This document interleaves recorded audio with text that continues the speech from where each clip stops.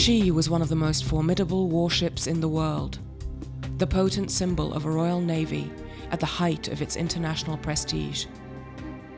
In 1893, she sank to the bed of the Mediterranean in a grotesque disaster which saw the greatest peacetime loss of life in British naval history. The wreck has lain undiscovered for over 100 years, until now. Here are the drawings. I first heard about the Victoria in 1994 from local fishermen who took us diving in North Lebanon. And ever since it caught my attention, I thought that sounds like an interesting wreck.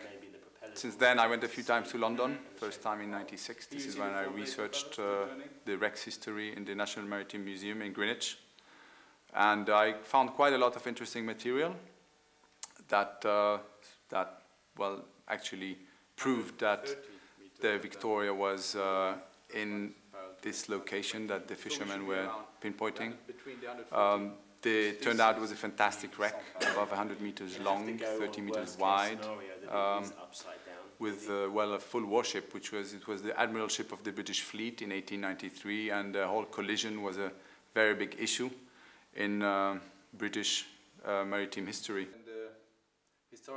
Historic plans and photograph section of the Maritime Museum. Christian mentioned the story, and it's been a goal of his for many years to dive this wreck because it's significant historically with the Admiral of the Fleet and the name of the wreck, HMS Victoria.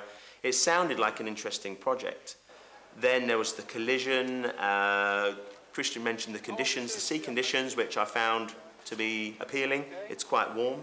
There is very little tidal movement, and the wreck itself is not far from shore. After having talked to him a few times, I noticed he would be the ideal partner to go into this mission.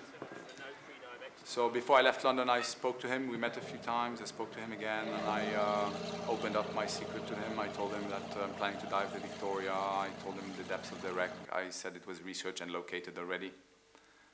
And this is where the whole thing started.